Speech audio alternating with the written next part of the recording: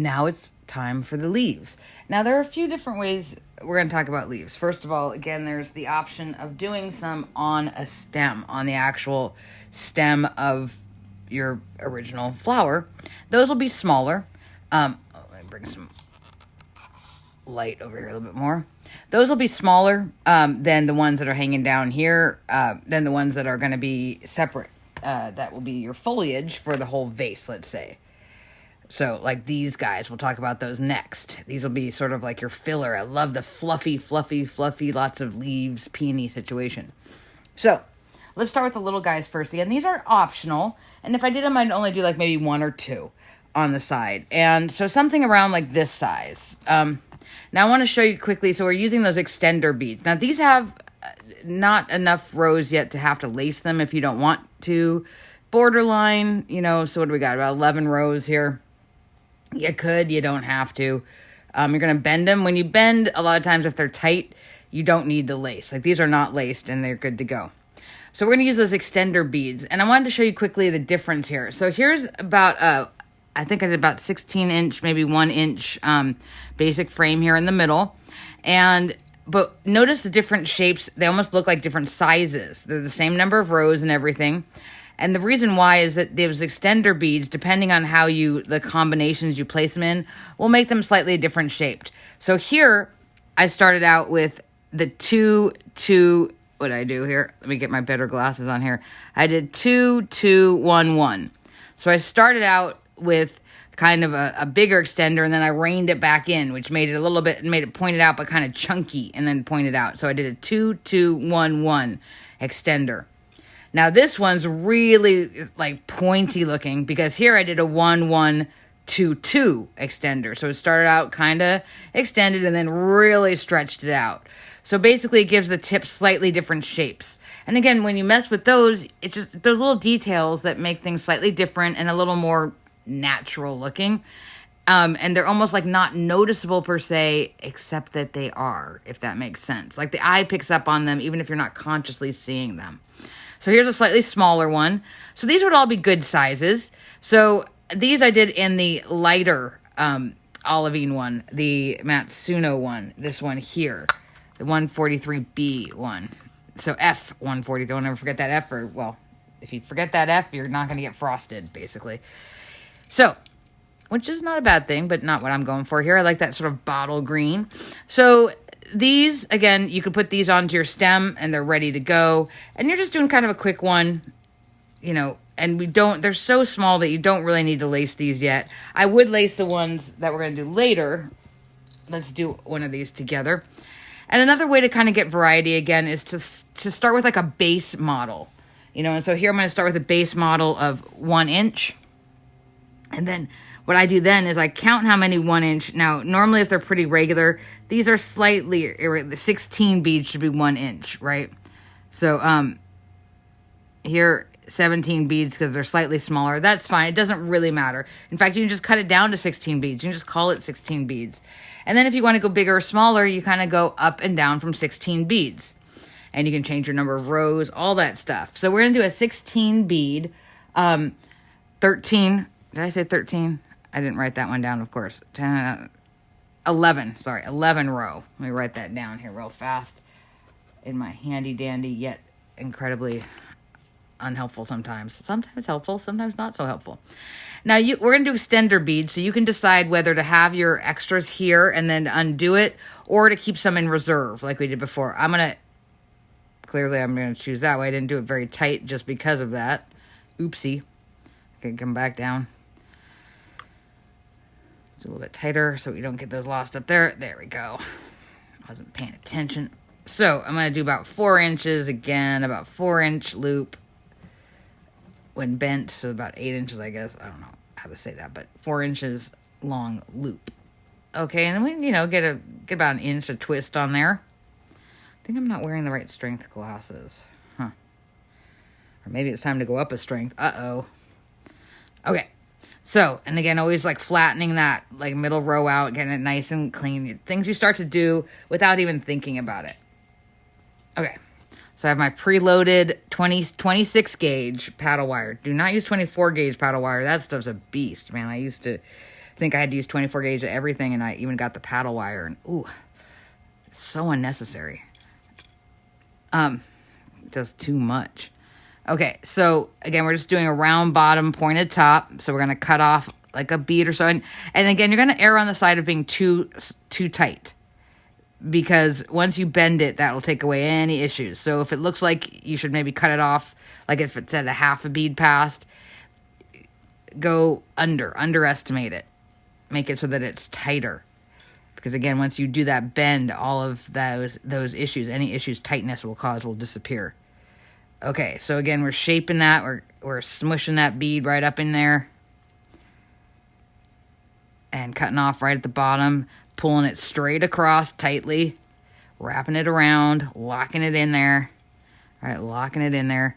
Okay, so now here's where we got to decide. Now, at this point, you can do whatever you want to do. I'm going to do a long, skinny one. So I'm going to start with, and you can even alternate. I've done like 2-1, 2-1. You know, it doesn't really change the shape that much. At that point, it's getting kind of weird. But I'm going to do 1-1, 2-2 because I like that long, pointy tip. Now, I really love these pointer ones because I'll show you in a second. I went kind of crazy with them on this like new design for, I wanted to do like a Japanese watercolor sort of silk print chrysanthemum. So I went real crazy on these extender beads. Love them. Okay, again, erring on the side of being slightly tight. And again, don't worry about getting a protractor out. Just fold up sort of like to that angle and then fold down. You can control the angle. You know, the pointier you want it to be, then the pointier you hit that thing at the top. And then you just fold it down from there. Okay, so again, straightening as I go. Wrap around. Tight. Pull in tight. There we go. I'm going to do another one. I really feel like it's time to level up on these glasses. Uh-oh, spaghetti-o. Pretty soon I'll be like 16 strength. No, not really. I think these are 3s. It's the beading, man. It's the beading. Especially working with those 15s or those micro beads. Okay, so we're going to put this up here. Those teeny weeny beads. And again, you're always going to shape afterwards. So don't get too uptight about stuff. Hit that at that angle. Fold it down. So I see how I have that folded down V right there. Kick down some more beads. Push them up so they get on top of that working wire. I don't know what it's called. The top wire. It's called the top wire. Top wire sounds good, right? Because it's on top. Okay. And again, you're just kind of shaping and you're pulling the beads alongside of your work so far. And again, make it tight. Make it tight. Pushing. See how I'm pushing here? We can see that. See my thumb is being bent in there. And then pushing out, like kind of keeping things tight. Now I'm going to go to a 2 spacer beads, 2 extendo beads. We have a Chiweenie that we got as a rescue. And we always refer to her as like, she does extender because she's able to she's so long. She's like, is able to like sit on one side and then extend and steal stuff off your plate. And she doesn't even move her hind legs. She barely even has to move her front legs. It's amazing. And she's not even full dachshund. But she can just extend her.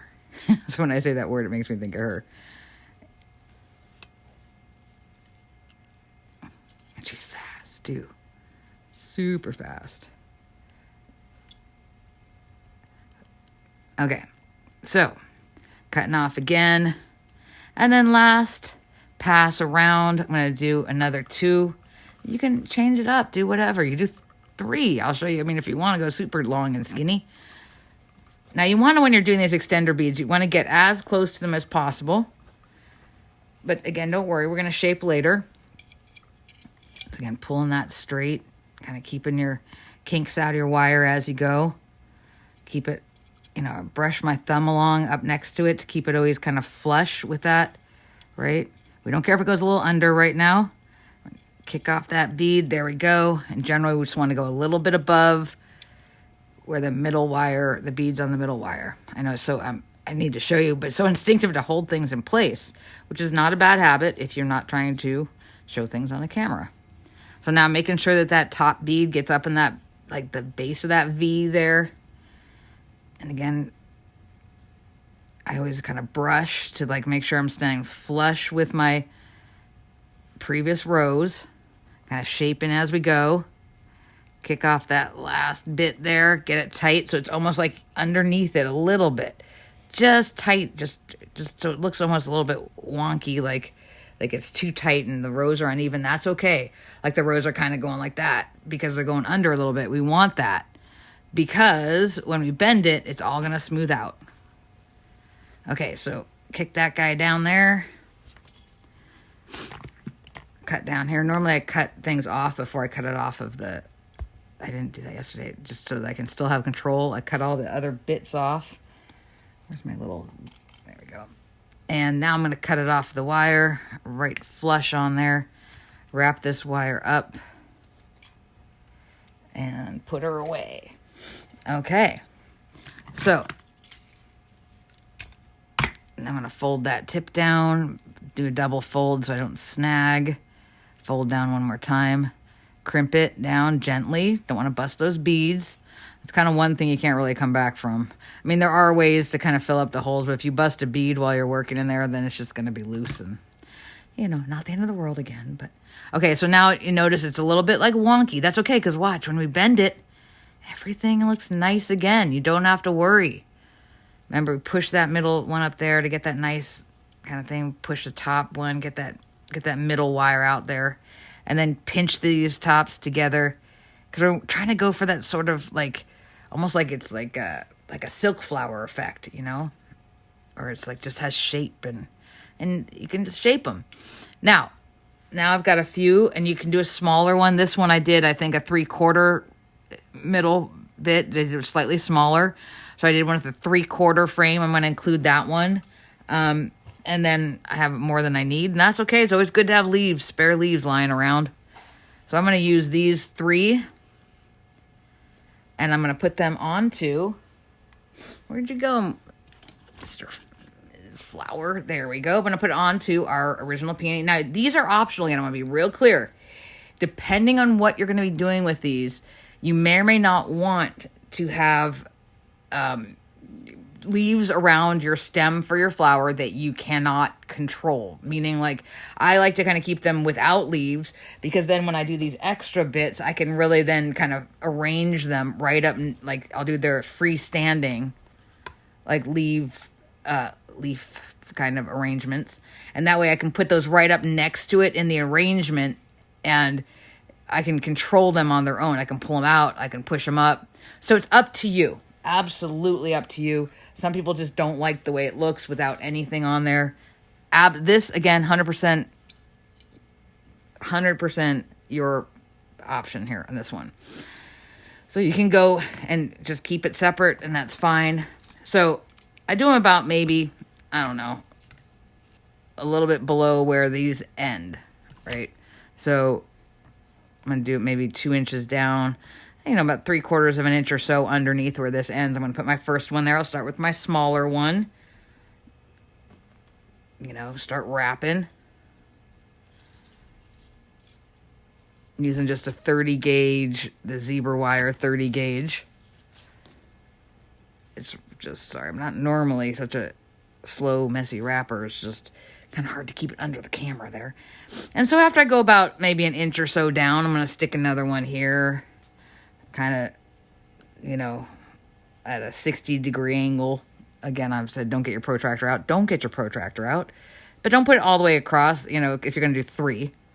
You don't want it to look like it's like exactly on the other side. I keep hitting things here.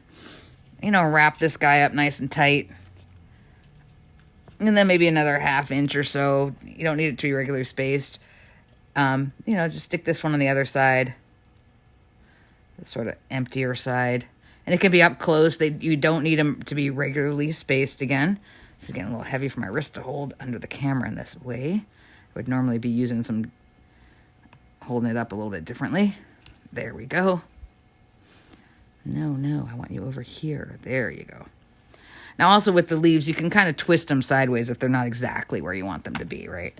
Okay, so I'm going to tightly wrap those in. Now these, again, optional. Absolutely optional. You can go all freestanding leaves. Absolutely fine. This just fluffs them out and it fills it out. But if you're, depending on if you're going to be putting into a small vase, you know, you might not want to have extra leaves that you don't need. I'm going to cut this off a little bit lower down here and wrap her around, which I'm going to pull off the camera just 1 second because I can do it a little bit faster if I'm not under the camera. Just wrapping around fast like this, you know. So as soon as I go under the camera, I got to go a little bit slower because I can't. Just wrapping around, just doing sort of a, you know, just kind of keeping everything in check. Now that means then that this guy is done. So I'm gonna tape him up. And I'm using again this lighter moss one. You can use whatever color you want to, you know. Again, I've said this before in other videos. If you find a floral tape that you like, because it's got the right consistency, the right stickiness, and all that, write it down. I do not do that, and I pay for it, literally.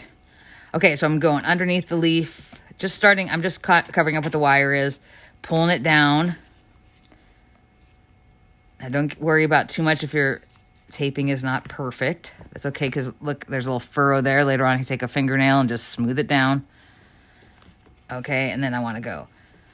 And then I kind of get right in there, right above that leaf, and then I'm going to go right under it. Sometimes to bolster the leaf, what I'll do is I'll go back up top. Again, optional. Back up top, kind of click it in. So I'm just really like getting that leaf fortified. Okay, and then I'm going to go again under this one. This is so awkward to do under the camera. I don't even think I'm doing a very good job of showing it either, because the camera seems to be really close up right now. I think it's the app I'm using. Okay, doesn't normally seem this close up. Okay, now I'm going to pull it there, go up at top again. And then just after this is my final wrapping. If you're not doing leaves, then you would just do your final wrapping starting at the top. This is my final wrapping, and I'm going all the way down. In fact, if you're not doing leaves, you can just do your final wrapping after you finish the leaf skirt and just go all the way down. I just didn't because I knew I was going to demo doing this, doing the extra leaves. Now, again, it's a lot easier for me to try to show, you know, to hold it and twist it. Now you're just looking at my hand close up. That's scary. Okay. Hold it and twist it. So I actually end up twisting the flower. I'm going to pull this off a second so you're not seeing this whole thing. Okay, so now we've got the whole thing wrapped up, ready to go. You can bend these down, make them look pretty. Not that they didn't already. And again, if you don't have them, you know, you can always bend the leaves a little bit to the side if you want them to be in a different, like, area from that one. So bend it down. And so there you go. Now we have our pretty peony complete now with leaves, and it's ready to go in an arrangement. So you can make another one at this point. We're going to go on to the leaves, and we're going to talk about the freestanding. There's our peony. We're going to talk about the freestanding leaf components, let's call them. So there we go. We got our pretty little peony.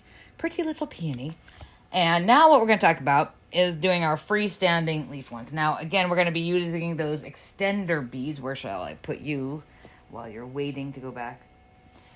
And I love those extra beader things. For example, when I made the original scalloped, the new design I had, more recent design, second to most recent, I wanted to include a chrysanthemum with it. And so I made this one, and I wanted to do something new. I wanted it to really look like those Japanese silks. And so I made this guy. This is Miyuki bead called Translucence, New Translucence, and it's a spice. It's called Spice. I love it. It's like golden, orangey, topazy. It's just a beautiful bead. So I didn't write this one down, of course. And in fact, the first one I made was really gigantic. It was like the size of my hand. It was so big. So it was same design, but just huger. So with these, the reason I'm just showing you that I really love those extender beads, because you can get something like these. I love this shape. See how these outer leaves I used, or petals, sorry. these outer petals, I used a bunch of like long extenders on those. I think I did, I don't know, probably like 6 or 7 or 8. Looks like 7. So I actually put 7 extender beads on the end here. And so it's only 5 row, but you get this really sort of elegant looking chrysanthemum. I'm really kind of in love with this guy. It's just this big, pretty one. I think I want to make another one of these. They're not hard to make. They're pretty cool, actually. So not too bad, actually. Now I'm wanting to make another one. But the extender bead thing you can use in all kinds of different ways. So it's kind of cool. You can get this little tippy point on here, right? So loving this guy. The other one I can see is across the room, the initial Gigandor one. I haven't made this arrangement to go out into the world yet, so that's why these are still sitting around. I've just been kind of lagging on it, where I was going to put these. I think I included them in a picture on the group, but they were to go with this guy. And, you know, so I think that peonies and mums look really good together. They're very classical, sort of Japanese watercolor flowers. Okay, now, so my point, little digression there, is that we like these little extender beads. They're like, been around forever. People have been using that technique. I'm a more recent convert. So here's what we're going to do. Peony leaves kind of come in triples, or even are actually one leaf broken into triples. So we're kind of doing a sort of cheater way of doing that, which is to put 3 leaves together and give them that sort of triple effect, right? So we're giving that sort of triple effect. And so we can do different sizes. And I did this one in like the olivine, and then I do some even in that like lighter khaki, you know, to just mix it up, do different color greens in there. I even did ones where I mixed it up in the same trio. Like this one has 3 olivines and then one of those dark khaki ones here, you know, to kind of look like maybe it was like getting brown, you know, and then, so they're all pretty much the same. Again, I'm working on the same size. These are bigger ones. So I do a few that are the smaller size, and then a few that are like kind of bigger, and then mix them all up, you know. I'm not trying to be like ambiguous or like not unhelpful. I'm trying to show you that you can control how you want your flower, your arrangement to look, right? And the way that I deal with that to show variation is I start with a basic model, and then I, you know, take away or add beads or rows or things like that to just kind of vary on a theme.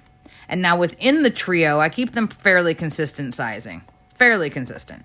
But then I might have, clearly this trio is much larger than this, not much, but noticeably larger than this trio, each leaf, that is.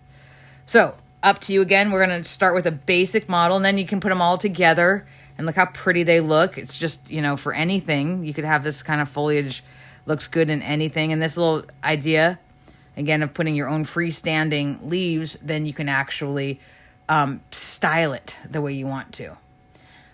Now, if you're going to be putting it into a narrow-topped vase, you might be, because we're going to do a few, you want to do a few of these for sure, you might be wanting to combo and into one stem situation, like maybe 2 or 3 of them, you know, and then you can still have control over them, but then there won't be as much going down into that vase, at least not separately. It'll still be there, but anyhow.